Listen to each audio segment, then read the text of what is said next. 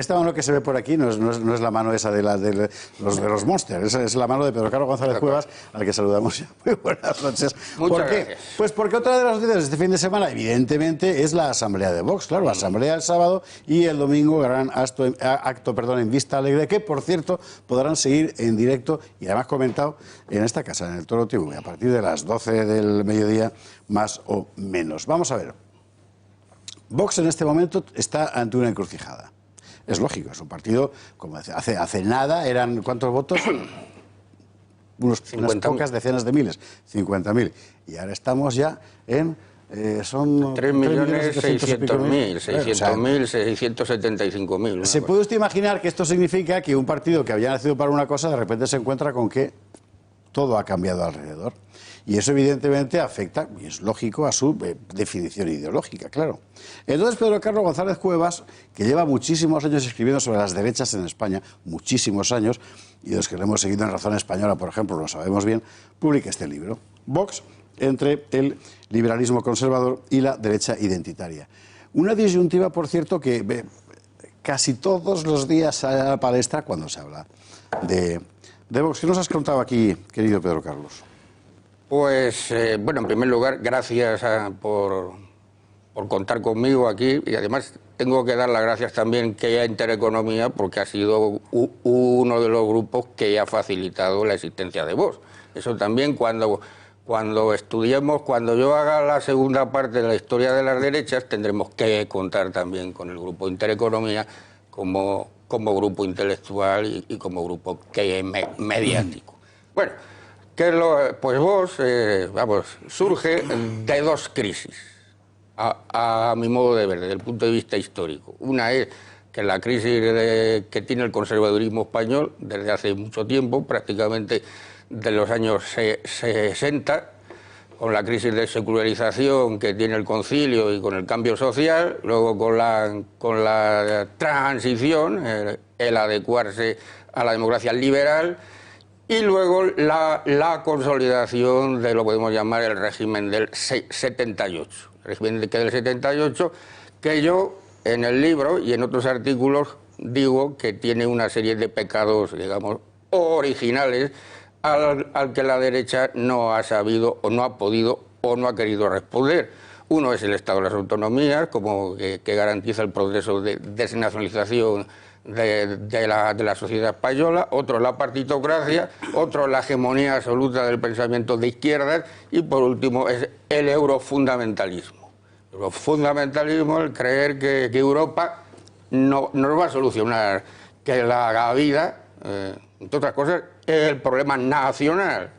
Es decir, las élites, digamos, del régimen han planteado siempre que diluir a España en la Unión Europea pues sería una de las soluciones al problema de España. Por otro lado, esa es una crisis específicamente española, la otra es la crisis, digamos, global, que es el tema de una nueva situación a nivel internacional, a nivel universal, como es el fenómeno de la globalización y todo lo que ello lleva consigo.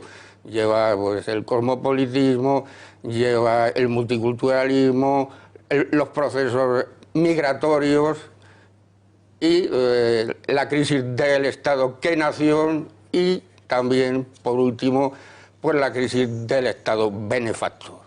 Y Vox nacería de la convergencia de esos dos paradigmas de crisis, digamos. Exacto. Pero esos son paradigmas de crisis que responden a lógicas distintas y, por tanto, si generan una sola realidad, será en cierto modo una realidad demediada, porque son dos perspectivas muy diferentes.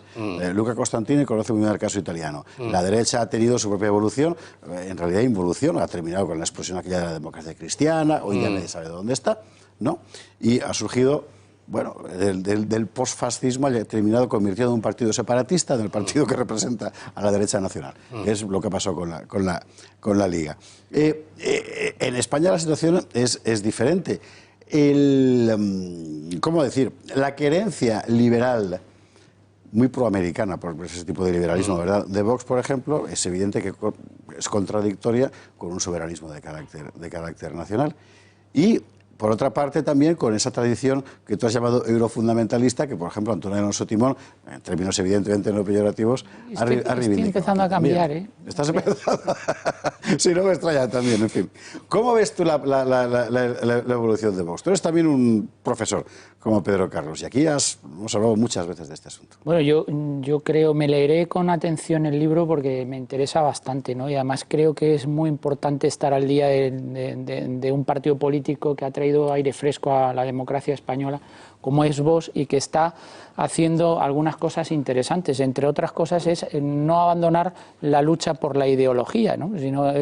Y de ahí se nutre precisamente, yo creo, Vox en una de esas crisis que ha apuntado el autor del libro en este momento, ¿no? La crisis de la derecha, que abandona completamente la ideología para centrarse en la economía, pero claro, ya estamos viendo que la economía no es suficiente para plantar la batalla y resolver los problemas sociales importantes, cada vez más importantes, que está teniendo nuestro país. Al revés, eso es contraproducente porque siguen apretando, siguen dando vueltas de tuerca en tanto en cuanto no tienen nadie que les contrarreste ideológicamente, y eso sí que Vox lo está haciendo. Entonces, mi pregunta para el autor es ¿cómo ve el panorama de la derecha española? Es decir, el posicionamiento y el nacimiento de Vox al final va a suponer que acabe arrastrando el marco ideológico de la derecha, esa derecha que había ido yéndose hacia la izquierda. Podríamos calificar muchas de las políticas que se han hecho bajo la presidencia del señor Mariano Rajoy Brey como políticas socialdemócratas, algunas, incluyendo el propio ministro de Hacienda en su momento.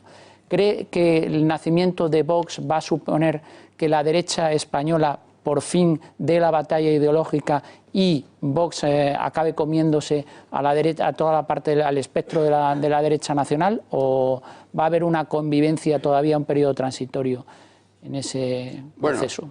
Bueno, en lo primero yo creo que ya ha ocurrido. Es decir, lo que pasa es que el PP tiene el peligro siempre de, buscando paralelismos históricos, se me ocurrió en un artículo que hablar de que el PP se puede convertir en un conservadurismo idóneo. Idóneo en el sentido que empleaba la palabra Antonio Maura con respecto a Dato. En el sentido de que ya en el país, por ejemplo, se está pidiendo una oposición de Estado. Eso hay que recordar, que vamos a ver, años 12 en realidad, 14 y tal, vamos 12, a ver. 13. 12, 13. ¿Qué pasa? Hay gente que dice que el Estado tiene que dirigir. Canalejas, Maura, y hay gente que dice que no, que el Estado tiene que arbitrar. De Romanones, Dato. ¿Quién es el jefe de los conservadores? Maura, pero no es el idóneo, porque lo que el sistema quiere es que el Estado arbitre, no que dirija. A Canalejas lo matan, a Maura intentan matarlo, y el idóneo, ¿quién era? Dato, presidente del gobierno. Bien, esto es el tema del... El PP ya no es lo que era. Es decir, se quiera o no, ya hay una ruptura. Es decir, yo creo que el PP ya no puede hacer las políticas que ha hecho antes. Es decir, porque la gran rémora que había con el PP es que era la única derecha. Pero precisamente estamos en la crisis que estamos por ese fenómeno. Porque los conservadores, o las derechas en general, no han ejercido su función. La función de los conservadores y del pensamiento postconservador es limitar, que moderar, que las innovaciones. Y el PP lo que ha hecho es, como un gargantúa, pues comerse todo, en realidad, todo lo que venía de la izquierda. Un ejemplo claro, pues lo que ha pasado en la Comunidad de Madrid con el feminismo que es radical y con la postura LGTBI, etcétera. Es decir, la derecha, entendido por derecha oficial, el PP no tenía básicamente ideología. Ahora, con el desafío de Vox, ya tendrá que pelear. Es decir, ya. Y bueno, otro de los problemas era Ciudadanos, pero Ciudadanos hemos visto que no era nada. Es decir, Ciudadanos vivía del problema que nacional, porque el PP que no reaccionaba. Al venir Vox, que ha planteado que las formas de forma radical y clara cuáles son la problemática, y eso que lo reconocía Xavier Pericay en el libro este que ha sacado, que tiene mucho interés, aunque es corto, tiene mucho interés, y dice, bueno, a nosotros que nos votaba que mucha gente por la cuestión que nacional, pero si ahora viene otro que lo explica mejor, que es más militante y que hace política, nosotros no vamos a tener ninguna función. Entonces yo creo que por ahí Ciudadanos tiene todas las visas de ser absorbido por el PP, o queda todavía un poco de que podía ser absorbido por Vox. Pero ya que la derecha, después de la aparición de Vox, que tenía que haber aparecido antes, yo llevo artículos y libros que diciendo que cómo no aparece que una derecha real que en España, porque el propio Stanley Payne, cuando le hicieron una entrevista hace unos años, decía, no se puede hablar en España de derecha, hay que hablar de no izquierda. Es decir, no.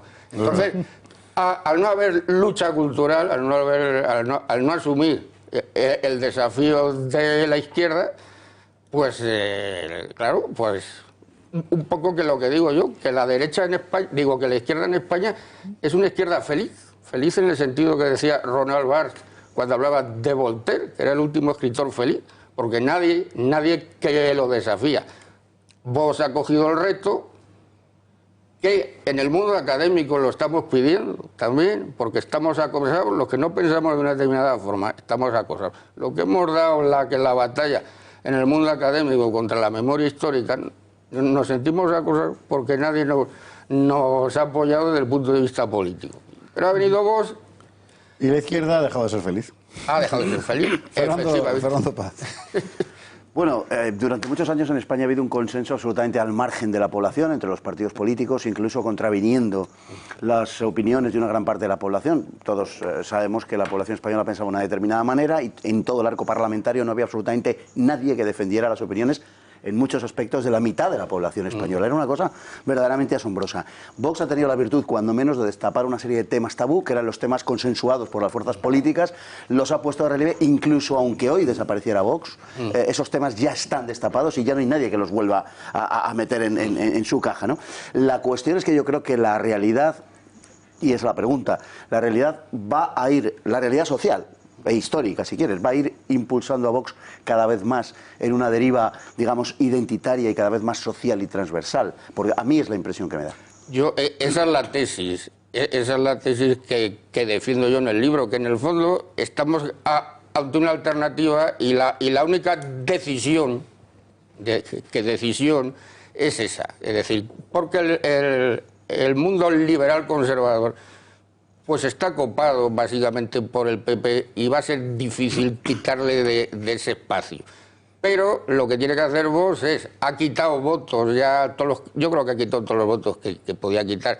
Al PP ha acabado con Ciudadanos, porque el que ha acabado con Ciudadanos ha sido Vox, y ahora tiene que ir... Y el propio Ciudadanos también. Bueno, ya, pero sin el desafío de Vox desenmascarando ciertas cosas, pues no hubiese sido posible. Entonces, ¿tú crees que ahora la frontera es el voto nacional popular, digamos? Sí. Yo creo que por ahí creo que va la cosa. Es decir, pues, mi libro, que tendrá que hacerse una segunda edición, acaba en abril, en las elecciones de abril. Pero en las elecciones de noviembre, yo creo que el discurso de Abascal ha ido ya por ese sentido, digamos que nacional patriótico, si se quiere neopopulista, o si se quiere identitario, como lo defino yo.